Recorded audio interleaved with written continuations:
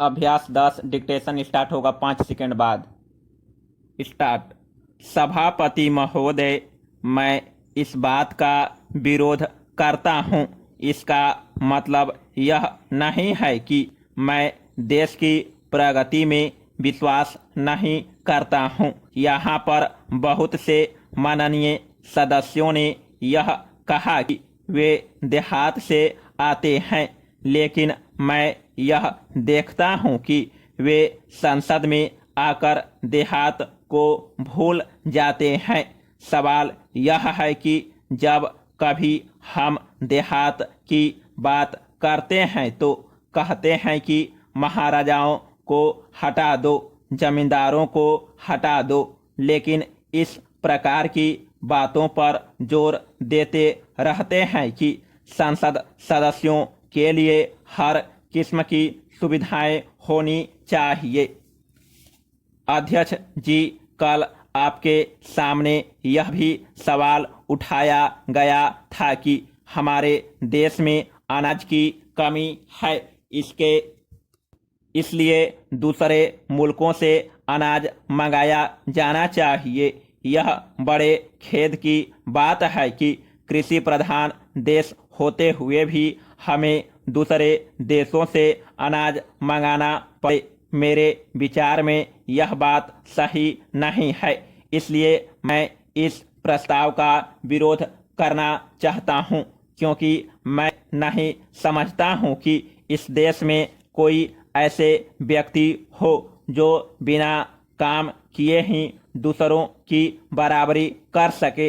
यह ठीक है कि हमें कमजोर लोगों को प्रोत्साहन देना चाहिए, लेकिन प्रोत्साहन देने का मतलब यह नहीं है कि चतुर लोग गरीबों को दबाकर रखे। हमने संविधान में यह कहा गया है कि हर व्यक्ति को बराबरी का मौका दिया जाएगा। बराबरी का मतलब यह नहीं कि एक आदमी को दूसरे से 20 गुना वेतन मिले। बहुत से माननीय सदस्यों ने कहा कि विदेशों के लोग देश को आगे बढ़ाने के लिए बहुत प्रयत्न करते हैं, इसलिए हमको भी यह सोचना चाहिए कि हम देश को आगे बढ़ाने का प्रयत्न करें। कानून पास कर देने से कुछ होने वाला नहीं है। इससे आप इंसान को ईमानदार नहीं बना सकते हैं। मैं चाहता हूं कि सोशल जस्टिस हो, तभी देश तरक्की कर सकेगा। Paragraph change. देश को सफल बनाने के लिए पंचवर्षीय योजनाओं की आवश्यकता है और उनको सफल बनाने के लिए यह जरूरी है कि हमारी योजनाओं में मालिक मजदूर दोनों का सहयोग हो। मेरा निवेदन यह है कि हमारे मुल्क की जो व्यवस्था है उसमें आज उसको यह प्रोत्साहन नहीं मिलता है, इसलिए देश का हित इसी में है कि हम आमदनी को बांध दे। Paragraph change.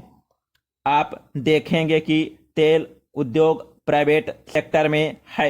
हम कहते हैं कि हमें प्राइवेट सेक्टर को भी उन्नत करना है, लेकिन उसका नतीजा क्या हो रहा है? हमारे देश के कारखाने विदेशों से आने वाले तेल को साफ करने के लिए भी तैयार नहीं होते। इस तरह से हमारी पंचवर्षीय योजनाओं को सफल बनाने की कोशिश प्राइवेट सेक्टर वाले करते हैं। जब तक आप निश्चित नीति नहीं बनाएंगे तब तक देश की प्रगति संभव नहीं है। इसलिए आपको चाहिए कि प्राइवेट सेक्टर का राष्ट्रीयकरण करें। इससे बहुत बड़ी राशि देश के विकास के कार्यों पर लगाई जा सकती है और प्राइवेट सेक्टर की मुनाफाखोरी से पैदा होने वाला काला धन भी कम हो सकता है। समाप्त।